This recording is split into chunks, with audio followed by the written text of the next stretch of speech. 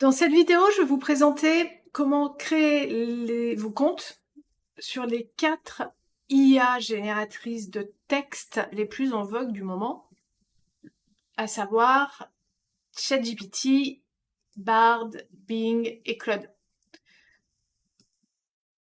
ChatGPT a une version gratuite et une version payante, Bard gratuit, Bing gratuit et Claude pour le moment gratuit mais limité. Je vous propose de commencer tout d'abord par ChatGPT, déjà parce qu'il c'est le plus connu et je vous cache pas qu'avec Claude, c'est celui que j'utilise le plus souvent. Pour pouvoir avoir accès à votre plateforme et vous créer un compte, je vous conseille soit de suivre le lien que je vais mettre sur cette slide, soit d'écrire OpenAI, qui est le développeur de ChatGPT, et de finir par ChatGPT. Là, vous avez vraiment pas mal de liens. Celui qui nous intéresse, c'est celui-ci, donc ChatGPT de chatopenai.com. Vous pouvez cliquer sur le lien et ensuite, soit vous loguer parce que vous avez un compte, soit de créer votre compte. Vous avez la possibilité de le faire soit avec Google, Microsoft, Apple ou avec une email, que ce soit professionnel ou personnel. Selon le pays dans lequel vous vous trouvez, il se peut qu'il vous demande également un numéro de téléphone. Vous n'êtes pas censé avoir plusieurs comptes OpenAI et du coup, parfois, ils vous demandent ce facteur supplémentaire. C'est rare, voilà, il y a certains pays pour lesquels c'est le cas. Je me log et je vous reprends d'ici quelques secondes. La plateforme change souvent, soit d'ergonomie, de fonctionnalité. Il se peut qu'à l'heure où vous regardez cette vidéo, ce que vous voyez à l'écran, ce n'est pas exactement ce que la plateforme affiche, ou peut-être que si, mais en tout cas, l'esprit que je donne à cette formation se veut immuable dans le temps, puisque je vais vous apprendre plutôt à savoir comment aller chercher l'information, où aller la chercher et comment les différentes solutions peuvent interagir entre elles, et non pas m'arrêter sur une fonctionnalité en particulier, puisque là, ça change vraiment beaucoup, et je ne pourrai pas refaire toutes les formations et toutes les vidéos à chaque fois qu'une formation, une petite fonctionnalité apparaît. Si vous arrivez sur cette plateforme et que vous n'avez jamais utilisé ChatGPT, il se peut que vous arriviez sur la 3.5, qui est le modèle gratuit. Moi, j'ai le modèle 4, donc le ChatGPT Plus, à l'heure actuelle, qui est le 4, le modèle 4, qui est la version payante. Voilà, ça s'affiche en plein milieu, mais si vous n'avez pas acheté la version payante, vous n'aurez pas ChatGPT Plus en plein milieu. Pour répondre à votre question, est-ce que j'ai besoin de ChatGPT Plus pour avancer dans la formation? Pas forcément. Je vais sans doute vous montrer des plugins, même c'est certain. À vous de voir déjà au niveau de la formation quelle solution vous souhaitez utiliser. Peut-être que certaines solutions comme Gamma vous permettra de faire des présentations et que ça sera amplement suffisant pour vous. Après, si vous avez besoin de plus de fonctionnalités et de tester peut-être aussi pour prendre des compétences professionnelles, dans ce cas-là, oui, pendant un mois, vous pouvez prendre la version payante. Ce qui change entre le modèle 3.5 et le modèle 4, et ce qui changera entre le modèle 4 et le modèle 5, qui va venir bientôt, c'est le nombre de data avec lesquels ChatGPT a été entraîné, puisque c'est vraiment de l'entraînement, on lui a fait manger des informations, on lui a donné des informations à digérer, à apprendre, la vitesse avec laquelle ChatGPT va répondre, et les fonctionnalités supplémentaires qui seront toujours mises en place pour le modèle payant avant que ça soit basculé sur le modèle gratuit. Voilà ce qui change. Mais vous pouvez toujours vous faire les armes, la main sur le modèle 3.5 qui est déjà très bien. J'entends à droite à gauche, parce que je suis dans des communautés, que le modèle 4 n'est pas utile, ce qui est faux. Ça dépend entièrement de la façon dont vous allez utiliser les prompts. Donc les prompts, c'est les messages ici avec lesquels vous allez parler avec ChatGPT. Si vous ne savez pas comment utiliser la plateforme, comment lui donner des informations et lui demander, vous aurez l'impression finalement que le 3.5 et le 4, ça c'est identique. Mais c'est juste une problématique de savoir à votre niveau, pas au niveau de l'IA. L'IA, c'est qu'une IA, c'est qu'un logiciel. Et comme tous les logiciels, si vous ne savez pas l'utiliser, eh bien, vous n'aurez pas le bénéfice dans son entièreté de l'application. D'accord ? Pour cette vidéo, je ne vais pas rentrer dans les détails du prompt engineering, de la façon d'utiliser ChatGPT. Tout ce que je peux vous proposer là, c'est de vous montrer l'interface. Dans la partie basse, vous avez des exemples sur la façon dont vous pouvez utiliser l'IA. Donc si vous cliquez, vous pouvez avoir une première visualisation de l'interaction que vous pouvez avoir avec une IA. D'accord ? Si vous revenez sur un new chat, donc ça c'est votre sidebar, où vous avez toutes les conversations, les archives de vos conversations avec l'IA. New chat, vous pouvez également lui demander « Salut ChatGPT, je suis directrice marketing. Comment peux-tu m'aider ?» Et vous mettez votre métier. Vous pouvez mettre vos passions, vous pouvez mettre tout un tas de trucs. Et il peut aussi vous expliquer comment il peut vous aider, d'accord? Donc ça, c'est comme ça qu'on rentre en interaction avec l'IA. Donc je vous ai dit qu'ici, vous avez vu, vous avez les antécédents de votre conversation. Vous pouvez soit les renommer, soit les supprimer. Si je fais ça, je supprime définitivement ma conversation avec lui. Vous pouvez déplier, replier. Et si jamais vous prenez la partie payante, vous pouvez switcher sur les différents modèles. Ici, dans les settings, hyper important. Donc votre plan, pour pouvoir acheter un plan plus payant, c'est par ici. Ici, je ferai sans doute une partie de formation exprès sur ça. Ça va, c'est dans la version payante à l'heure où je vous parle. Je pense qu'après, ça sera répercuté également sur la version gratuite. Ça permet, au lieu de toujours répéter des bases de ce que l'on souhaite voir et notre conversation avec l'IA, de pouvoir les mettre, non pas une fois pour toutes, mais en tout cas les ancrer dans sa mémoire. Il faut pouvoir l'activer également. Imaginez qu'ici, vous faites des présentations, des textes pour des présentations. Vous pouvez lui dire, je suis CEO. En plus, vous avez l'aide à droite. Je travaille pour une start-up dans le domaine, je sais pas moi, dans le domaine du SaaS, voilà.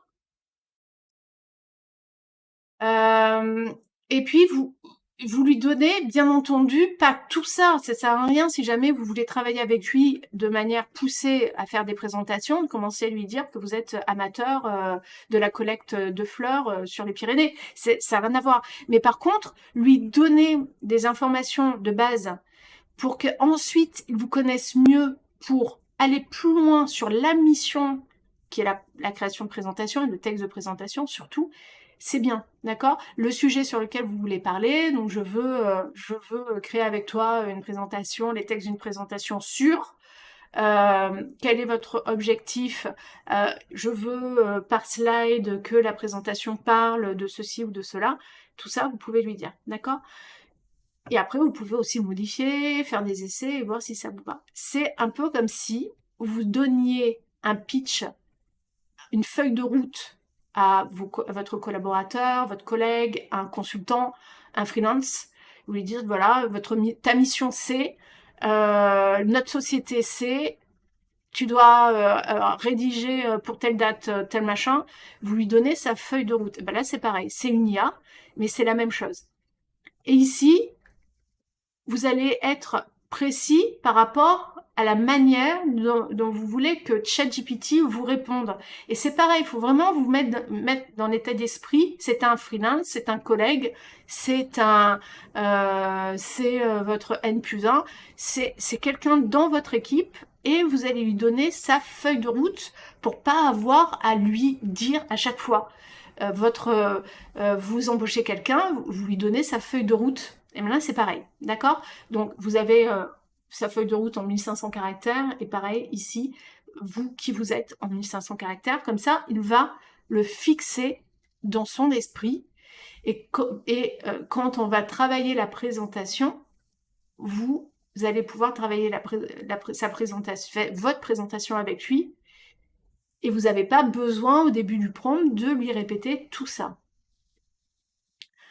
Et si jamais vous travaillez sur autre chose, je sais pas moi, autre chose comme un article, comme votre stratégie, comme une recette de cuisine, puisque vous pouvez aussi utiliser ChatGPT de manière personnelle, vous pouvez soit désactiver, parce que vous voulez y revenir par la suite, et que vous n'avez pas besoin forcément d'une feuille de route, soit modifier, parce que vous terminez cette action avec lui, c'est terminé, et vous passez à autre chose. Ou soit même faire un copier-coller, vous le mettez dans un document. Ça, attention, hyper utile, et surtout, ne passez pas à côté, c'est vraiment la perle des fonctionnalités de ChatGPT de ce moment.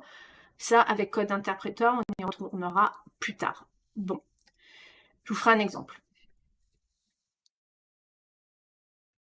Dans les fonctionnalités, ici, ce qui va changer aussi la donne pour vous, pour vos présentations, c'est les bêtas. Alors bêta, ça veut dire que des fois ça bug, c'est pas finalisé. Donc j'entends pas mal de personnes dans les communautés râler parce que ça bug parfois. C'est-à-dire que des fois les connexions entre les plugins se perdent, ça marche pas, ou un jour ça marche, un jour ça marche pas. C'est bêta, c'est marqué dessus. Hein. Donc c'est toutes les problématiques d'avoir des choses en bêta, en primeur. Vous faites les frais parfois de dysfonction, et c'est pas grave parce que 95% du temps ça fonctionne très bien, et c'est ça qui compte. Ici vous avez un plugin store, 500, au moins 500 plugins à l'heure où je parle, qui vont pour la plupart démultiplier les forces de ChatGPT, et ça vous pouvez l'avoir que dans la version payante, donc modèle 4 pour l'instant, modèle 5 plus tard. Et le code interpréteur, c'est une tuerie. Code interpréteur hyper complexe.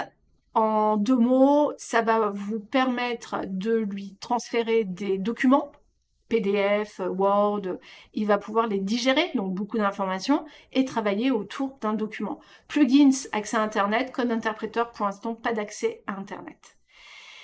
Au niveau de vos data, alors oui, ChatGPT, les données sont hébergées en dehors de l'Union européenne, c'est un fait. Ensuite, est-ce que l'IA s'en nourrit? Oui, c'est un fait aussi. Attention à ce que vous partagez. Pour le moment, enfin, c'est propre, d'accord. J'ai pas de problématique avec ChatGPT, puisque quand ChatGPT va réécrire du contenu, ça sera toujours du contenu unique, et il va pas prendre, par exemple, des morceaux de ce que vous lui avez passé et le retranscrire au voisin de la même manière, d'accord?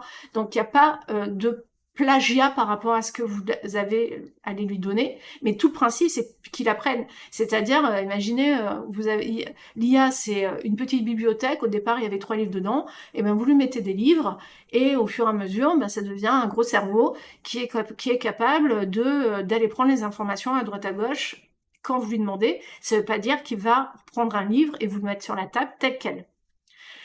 Par contre, les plugins, eux, attention, les plugins, c'est... Alors, je vous montre ce que c'est les plugins. Ici, vous avez plugin. Donc, quand interpréteur, je vous en ai parlé juste avant, d'accord? C'est le fameux... ça appartient à OpenAI, donc ChatGPT.